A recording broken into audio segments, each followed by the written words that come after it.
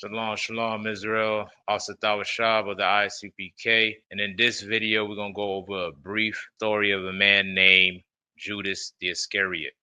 All right. I'm sure most people are familiar who this man is. If you believe in Jesus Christ, most people are aware of Judas the Iscariot. All right. He's a man that is famously known for betraying our King Jesus Christ. So we're going to go through a few scriptures, highlighting his walk with Christ. Also reading about what led him up to the point of betraying Jesus Christ and get some of the key motives as well in the aftermath. And also we'll go through a few scriptures towards the end about certain things to make sure that we should look out for within ourselves, especially now that we are in these times today, right? We are in the final hour. It's getting closer and closer towards the end, right? So we got to make sure that our ways are not like his, right? So we're gonna go and get a few scriptures. I'm gonna pull up the Bible. Please like the video, share, subscribe. I.S.U.P.K. Florida. All right, this is where you're gonna get true knowledge and wisdom, y'all. All right, so the first thing I'm gonna start off with, right in the beginning, mentioning him as one of the 12 disciples. Right, so I'm gonna start with Matthew 10, right, showing that he was a man that was rolling with Christ. All right, in Matthew 10 and verse 1. And when he had called unto him his 12 disciples, right? His 12 disciples are those that followed him from the beginning, right? All the way up into his crucifixion. That was there in the Last Supper, right? There was known as his 12 disciples or the 12 apostles, right? And he gave them power against unclean spirits to cast them out and to heal all manner of sickness and all manner of disease. Right? Verse 2. Now the name of the 12 apostles are these: the first, Simon, who is called Peter, and Andrew his brother, James the son of Zebedee, and John his brother. Verse 3. Philip and Bartholomew, Thomas and Matthew the publican, James the son of Alphaeus, and Lebbaeus, whose surname was Thaddeus. All right. 4. Simon the Canaanite, and Judas Iscariot, who also betrayed him. Right. Oftentimes, when you see Judas being mentioned in the New Testament, it'll also follow up with his character flaw, right, and what he did, and that's totally against God. Right. So this man, whose name is Judas, right, which is just the Greek rendering of the Hebrew word Judah. So Judas means Judah, the Iscariot, talking about the region or the city that he was from, right? So this is the man that rolled with Christ. He was numbered as one of the 12 disciples. We get the next one.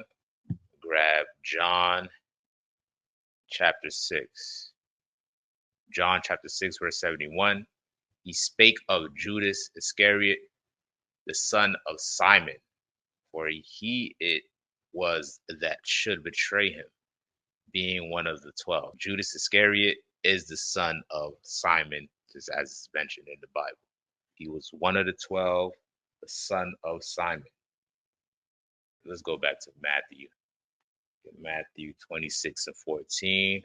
All right, so now this is to the point to where he started working with the other side. Right. What people don't understand is when Christ was on the scene, he had enemies, right? And these were the religious leaders of that time, right? The Sadducees, the Pharisees, the high priest, right? Those people were the religious leaders of that time that opposed Christ. They were against Christ. Judas, being a disciple of Christ, one of the 12, right? We just read in Matthew 10 that he was one of the 12, started working with Christ's enemies. All right. This is Matthew 26 and 14. Then one of the 12, called Judas Iscariot, went unto the chief priests and said unto them, What will ye give me, and I will deliver him unto you? And they covenanted with him for 30 pieces of silver. Right? This is what they needed. They needed an opportunity to finally take down Christ. right? Because if you look in the Bible, it speaks about how they all had a council on how they was going to bring Christ down, right? Because they was afraid of the Romans coming onto the land of Judea and taking their land from them, and allowing him to raise up in power would mean that the Romans was going to take their power. So they needed a plan to come and take down Christ, and this is one of the ways they got it done. Now, Judas the Iscariot went to these priests and made a deal with them and said, you know what? I'll give you what you want if you give me 30 pieces of silver. But imagine this in real time. This is something that happens and plays out in today's society damn near every day. Think about how many times people get betrayed over money, over resources, especially when things get rough, right? And like the times that we in now, right? So he went up to these priests and did it for 30 pieces of silver, right? Verse 16, and from that time he sought opportunity to betray him, right? So this is how they got it done. So Matthew 27, verse 1. When the morning was come, all the chief priests and elders of the people took counsel against Jesus to put him to death. Right? They was enemies of Christ. And when they had bound him, they led him away and delivered him to Pontius Pilate. Well, how were they able to get this done? No way possible they was able to get this done without a traitor like Judas. Verse 3, then Judas, which had betrayed him, when he saw that he was condemned, repented himself. So he felt sorry for what he did after the fact, right? And brought again the 30 pieces of silver to the chief priests and elders. So he tried to bring the money back to these priests who conspired to kill Jesus Christ, right? He made the deal. He betrayed him. He started feeling guilty about it. He's like, no, I can't keep this money. This is, because Christ was a perfect man. He's perfect. Did no harm, no wrong, but yet they still sought out to kill him. Judas understood that he betrayed him for no reason, only because his own greed, his own lust, his flesh, like most things people fall for in today's time. So he started feeling guilty or remorseful, and he tried to bring the money back to the chief priest. Verse 4, saying, I have sinned in that I have betrayed the innocent blood, like I just broke down and went over. And they said, what is that to us? Seest thou to that? And he cast down the piece of silver in the temple and departed and went and hung himself. It drove him to unaliving himself. Verse 6. And the chief priest took the silver pieces and said, it is not lawful for to put them into the treasury, because it is the price of blood. And they took counsel and bought with them the potter's field to bury strangers in. Wherefore that field was called the field of blood unto this day. They, of course, as greedy as they could be, they still took that money, put some use to it, and bought some land to bury people in. That land was known as the field of blood, because the blood that was shed from Jesus Christ with that money, that was blood money, dirty money. Now, all money is good money, right? And Judas had to find the hard way. He got caught up in his flesh. A man who was once rolling with Christ, down for the truth, down for the brotherhood, end up being a traitor at the end, right? And Christ knew it all along, right? We're going to go to John 12. Start at verse 1, right? John 12 and 1. Then Jesus, 6 days before the Passover, came to Bethany, where Lazarus was, which had been dead, whom he raised from the dead. Right? There they made him a supper, and Martha served, but Lazarus was one of them that sat at the table with him. Verse 3. Then took Mary a pound of ointment of spikenard, very costly, and anointed the feet of Jesus, and wiped his feet with her hair. And the house was filled with the odor of the ointment. Right, so she took some high price oil and poured it on the feet of Jesus Jesus Christ and wiped it with her hair because Christ understood this is it. This is the time of my crucifixion, right? So in her service of compassion, right, towards his brother who knows he's about to go through something grievous, right? She took that expensive oil and poured it on his feet. And let's see how Judas took that, right? Verse 4. Then said one of his disciples, Judas Iscariot, Simon's son, which betrayed him. Right, verse 5. Why was not this ointment sold for 300 pence and given to the poor? Let's see if that was sincere. That sounds like a good deed. All right, verse 6. This he said, not that he cared for the poor, but because he was a thief. This is why he betrayed him for only 30 pieces of silver. Greed got the best of this man. Money got the best of this man. Right? He's rolling with Christ, and the journey and being a disciple comes with a lot of sacrifice. You know, you're not going to have all the abundance of the world. You know how I know? Because that's how it is for a priest today. Right? A priest of the Most High under commanding Journey Yohana. It comes with sacrifices, and some brothers can't handle that. Most people can't handle that. They'll rather betray their oath to God and chase a bag, and chase money instead of serving Him. Where you're willing to betray your brothers, betray your sisters, just for worldly gain, right? Judas was a thief. He didn't care about the poor. Make sure you examine yourself that you're not the same way, especially in these days today, right? Because when that stomach get to growling, ain't no telling what somebody might do. I'm gonna read on. And had the bag, right? The bag that they carried the money in. He was somebody that was over their treasury, right? He had the bag. So he's like, well, he's taking account for his inventory and seeing that one of his expensive oils was used on the feet of his teacher, of his Adawan, and he got upset by it. And not because he was sincerely concerned about the poor, but only because he wanted more money. He wanted the things of this world and not of the kingdom to come, right? And bear what was put therein, right? The treasury. All right, so this is John 13 and 21. When Jesus had thus said, he was troubled in his spirit and testified and said, verily, verily, I say unto you that one of you shall betray me. Right? He knew somebody in his circle was not solid. Verse 22, then the disciples looked one on another, doubting of whom he spake. So they looking like, what? Somebody gonna betray you? Verse 23, now there was leaning on Yahushua's bosom one of his disciples whom Yahushua loved. Simon Peter therefore beckoned to him that he should ask who it should be of whom he spake.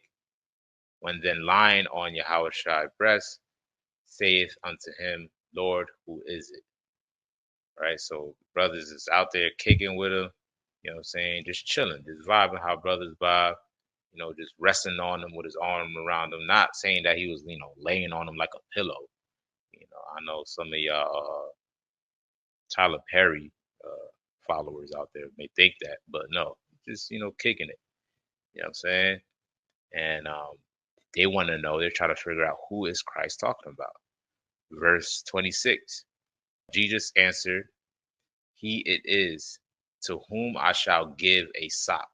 Sop is like sauce, like, you know what I mean? When I have dipped it, and when he had dipped the sop, he gave it to Judas Iscariot, the son of Simon.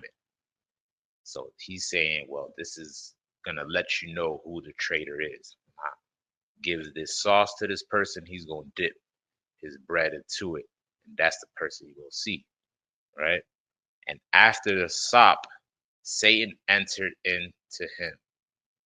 This is not was calling from God for him to betray Jesus Christ. Right? He was a traitor because Satan was in him. He didn't have the spirit of Christ. He didn't have the spirit of the Most High. He had the spirit of Satan. Right? Then said Yahushua unto him, that thou doest, do quickly. Right? Christ was on point. You know, he wasn't lacking. He knew who was with him. Right? 28. Now no man at the table knew of what intent he spake this unto him. Right at that time, they didn't really catch on. Verse 29, for some of them thought because Judas had the bag that Jesus had said unto him, buy those things that we have need of against the feast, or that he should give something to the poor. So, like I mentioned, he was over the treasury, and what Christ said, that thou doest, do quickly. In their mind, they perceived it to be that he was talking about the money that was stored in the treasury, maybe seeing if they needed to use it for the feast or use it to give it to the poor, right? But Christ was spiritually speaking to him to let him know, I know you're here to betray me. Whatever you got to do it quickly. You know what I'm saying? Do what you got to do. Verse 30. He then, having received the sop, went immediately out, and it was night. He dipped out of there. This is during the Last Supper. He went out of there. Now he's getting ready to betray Christ himself. This man Judas. Okay. All right. So in John 18, when he made the deal was is that you're gonna lead me to him. The chief priests, the Pharisees, Sadducees, they didn't know the exact location where Christ was gonna be at, right? But Judas blew up the spot, blew his cover and told him, all right, this is where he gonna be at. I'm gonna go up to him, I'm gonna salute him, and then boom, y'all do what y'all gotta do. This is was also part of the deal as well. John 18 and 1. When Jesus had spoken these words, he went forth with his disciples over the brook of Cedron, where was a garden, into the which he entered and his disciples.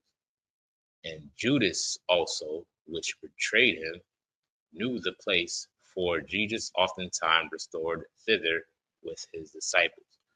Judas then, having received a band of men and officers from the chief priests and Pharisees, cometh thither with lancers and torches and weapons. So like he made the deal. It was like, all right, I'm gonna show you to the spot where he gonna be at. And he brought the enemies with him. Brought them to the spot where they often kicked it at. Like I said, he been there since the beginning, so he knows everything, all the spots, everything that goes down, the whole operation. And he tried to sabotage it, right? So verse 4, Yahushua therefore knowing all things, like I said, he was on point, that should come upon him, went forth and said unto them, whom seek ye? All right, so he approached them and said, what's up? What y'all doing over here? Then answered him, Yahushua, Jesus of Nazareth. Jesus saith unto them, I am he. And Judas also, which betrayed him, stood with them. So he was on the side of the ops, man. You know what I'm saying? And it was Christ was pressing them like, listen, y'all coming to take me or what? Because he knew what's up. So we're going to read about the infamous kiss of betrayal. Right? It was at the Passover. There was eating. Christ told him, yo, whoever I dip the sop or give the sop to and dip into it is the one that's going to betray me. Right? Satan entered him into Judas. He dipped the sop, ate of it. After that, he dipped out of the hotel or the room they was in for Passover, and met with the chief priest. He made a deal to betray him. He got his bread, and they was like, all right, bring me to the spot. We're gonna give you some officers and lead me to where he's at. He said one of the signs as well too is a kiss or salute, right? A greeting to Christ to let him know this is the man that you're looking for. All right. So this is where we're at right now. That's all the things that took place so we can better understand and piece it together. All right. This is Luke 22:47. And while he yet spake, behold, a multitude, and he that was called Judas, one of the 12, went before them and drew near unto Jesus to kiss him. But Jesus said unto him, Judas, betrayest thou the Son of Man with a kiss? And when they which were about him saw what would follow, they said unto him, Lord, what shall we smite with the sword? He had his boys with him. The 11 was with him, and Judas came up to him and betrayed him. Betrayed Jesus Christ. All the way until the end. All the way at the end. Betrayed Jesus Christ. We got the betrayal. Christ was crucified, put to death, rose on the third day. The Lord was with them. All right, so we're going to get the aftermath of what happened. Acts chapter 1 and 21. Wherefore of these men which have companied with us all the time that the Lord Jesus went in and out among us, beginning from the baptism of John unto the same day that he was taken up from us, must one be ordained to be a witness with us of his resurrection. So, like I said, right, for you to be considered an apostle or disciple, you had to be with them from the beginning. So that lets you know that Judas been there from the beginning. Right? Verse 23, and they appointed two, Joseph called Barsabas, who was surnamed Justus, and Matthias, came between these two brothers, Matthias and Justus. And they prayed and said, Thou Lord, which knowest the hearts of all men, shew whether of these two thou hast chosen, that he may take part of this ministry and apostleship, from which Judas by transgression fell, that he might go to his own place. They gave forth their lots, and the lot fell on Matthias, and he was numbered with the 11 apostles. So he became a replacement after Judas fell short and unalived himself. So they got a new brother in his stead. All right. So that is the brief, like I said, brief story of Judas the Iscariot.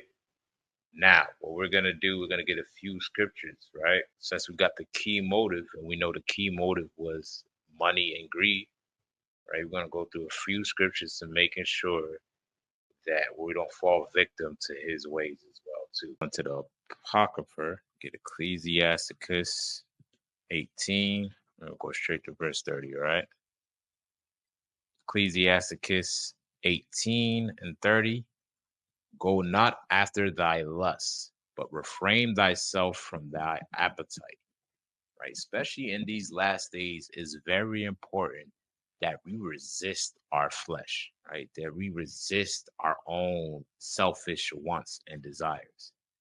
Like I said, when things become scarce, that's when oftentimes you see the true nature of a person. When resources start to get small, right? A lot of people fold. They fold like Judas did, right? Because they can't fight against their flesh and their appetites, things that they want to feel satisfied, right? They rather put that over than having good character, being loyal, being a brother, being committed, being solid. That's more important than what 30 pieces of silver. So what this world can offer you, the Lord is about to get rid of all of that. You know what I'm saying? So it's best to start to work on yourself spiritually, prepare yourself spiritually for things starting to change around you, right? So that way you're not moved or provoked to be like a man like Judas, right? Let me get some more in Ecclesiasticus. All right, Ecclesiasticus 6 and 8. So for some man is a friend for his own occasion and will not abide indeed in the day of trouble. Things got tough with rolling with Yahweh Shai. He wasn't as solid as he once was.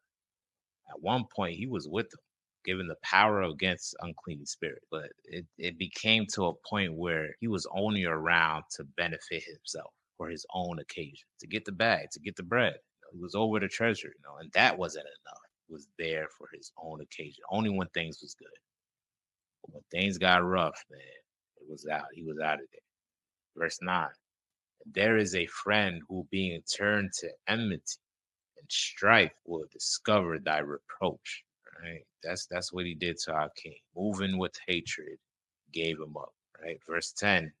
Again, some friend is a companion at the table and will not continue in a day of affliction. He was there during the Last Supper, eating the sop. Got up out of there to betray him. Right? Verse 11. But in thy prosperity, he will be as thyself. Judas was a disciple rolling with Christ with all the breakdowns, seeing all the miracles, right? And will be bold over thy servant, right? When things is good, he was there, rocking and rolling with them. Verse 12, if thou be brought low, he will be against thee. He was against him at that point. He needed that bread at that point. And he will hide himself from thy face. Separate thyself from thy enemies and take heed of thy friends. To be a friend, to be a brother takes a lot. Scriptures say, if thou gettest a friend, prove him first. Ecclesiastes 12 and 8.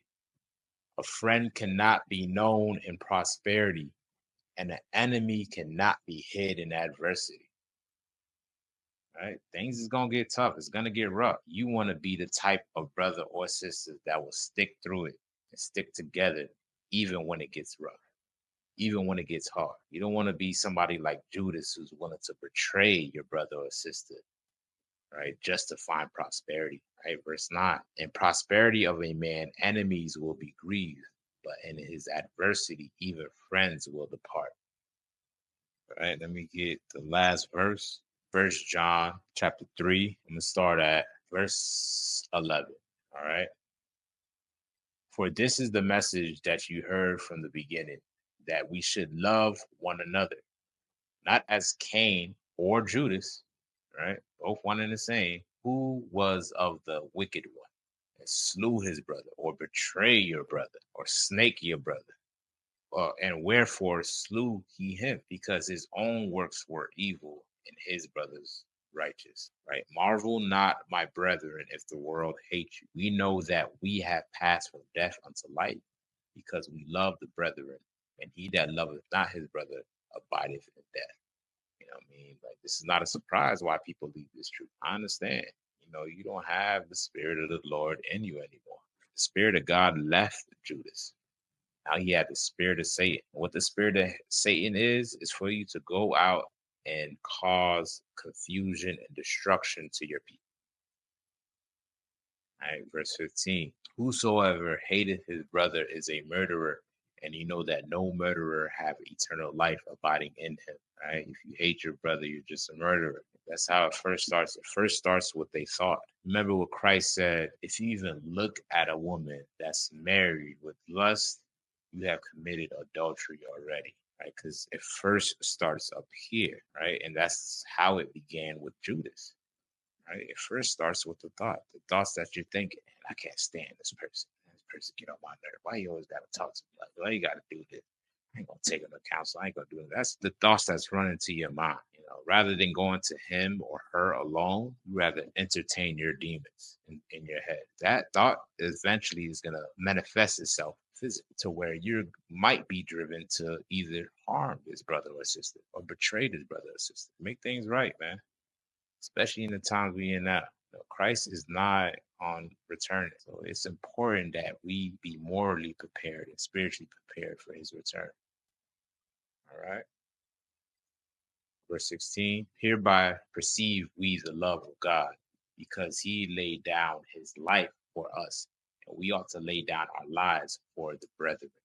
That's how we supposed to be, man. No traitors, no cowards. Man. You got to be willing to risk your life for your brothers and sisters, even when times get hard. Not only when things are good and you know you in the videos and screaming one West to the death. Yeah, that's fun and dandy. You know what I'm saying? How about when things get rough? Are you really locked in? You know what I'm saying? Or are you gonna be a traitor like Judas? All right. Shalom, Israel.